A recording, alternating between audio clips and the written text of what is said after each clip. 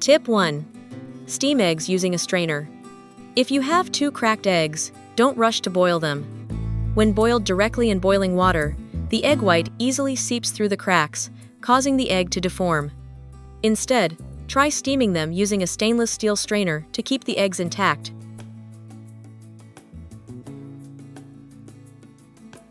First, prepare a pot of water. Then place a sturdy stainless steel strainer with a strong rim over the mouth of the pot. Gently place the 2 cracked eggs on the strainer.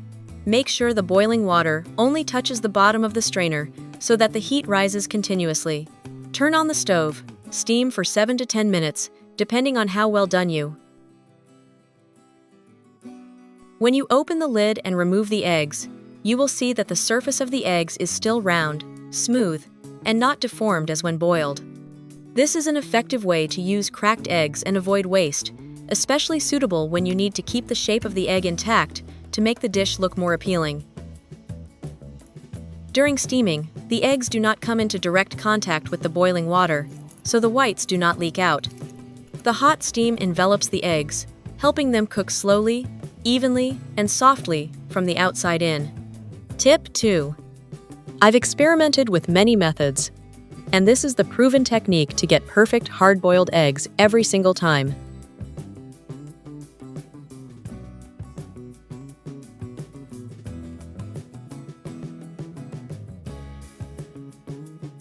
You should boil the eggs over medium heat because you want them to cook slowly and gently, similar to how you would boil potatoes. Once the water comes to a rolling boil, turn off the heat, cover the pot with a lid, and set a timer anywhere from 4 to 14 minutes, depending on how done you want the yolk to be.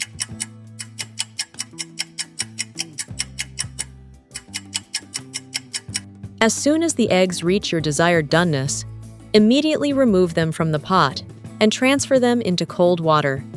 The cold water stops the cooking process right away, ensuring the yolk turns out exactly as you like it, perfectly even and consistent.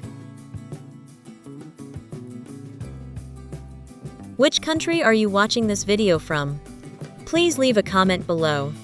It's wonderful that we can connect with each other from all over the world.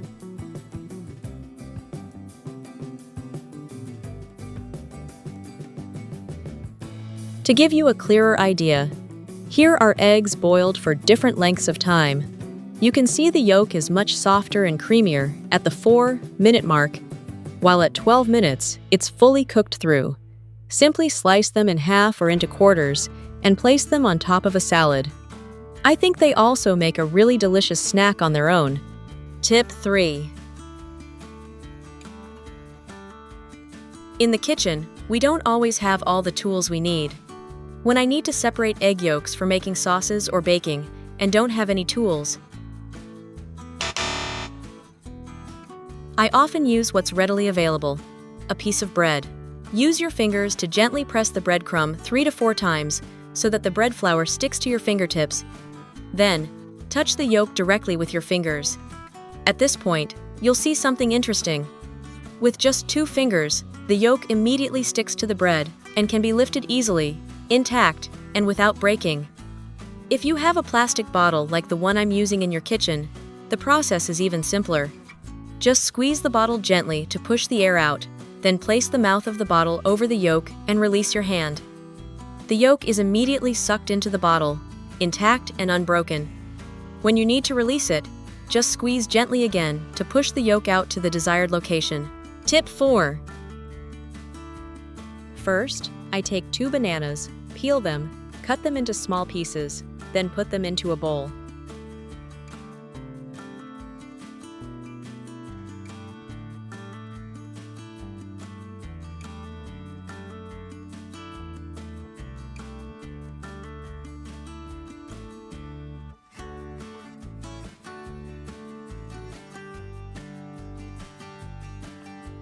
After that, I use a spoon to mash them thoroughly until the bananas become smooth and silky. A small tip is to choose ripe and soft bananas so the mixture has a natural sweetness and blends more easily.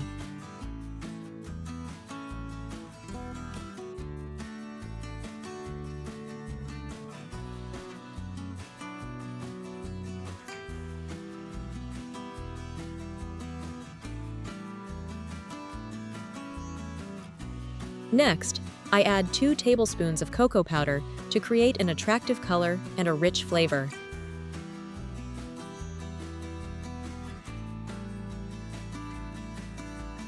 Then crack 2 eggs into the bowl.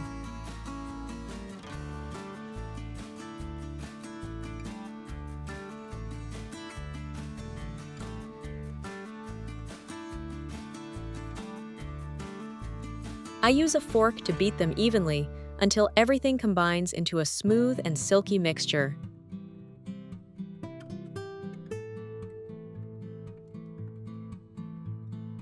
It's great to connect with people from all over the world. If you haven't subscribed to my channel yet, please hit the subscribe button. Thank you for your support.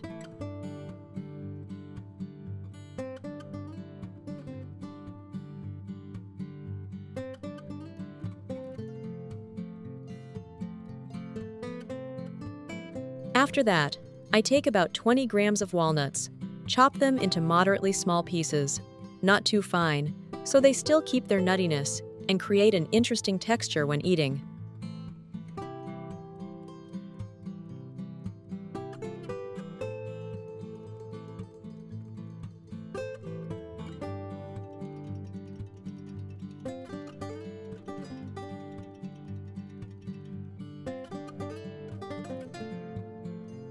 Everything is mixed well until the mixture becomes uniform, smooth, and gives off an attractive, fragrant smell.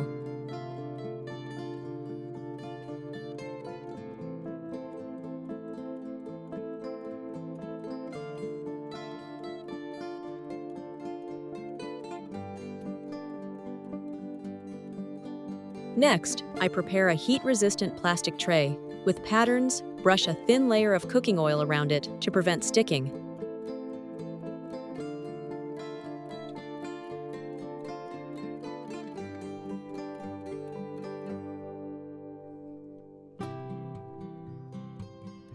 Then, I pour the entire mixture into the tray and gently spread the surface evenly so the cake cooks uniformly.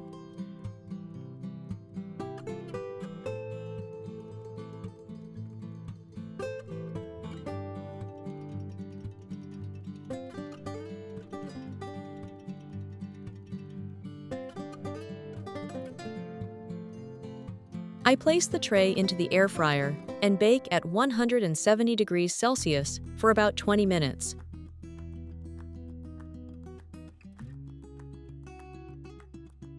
When the cake is done, the surface will set and release a gentle, appealing aroma of cocoa blended with ripe banana. I take the cake out, let it cool slightly, then enjoy. The finished product is soft and fluffy, with the rich nuttiness of walnuts combined with the natural sweetness of banana. The video ends here. If you have any comments, please leave a comment below.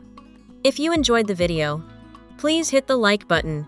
Don't forget to share with your family and friends. Remember to subscribe to the channel. Thank you for your support. Goodbye. See you in the next video.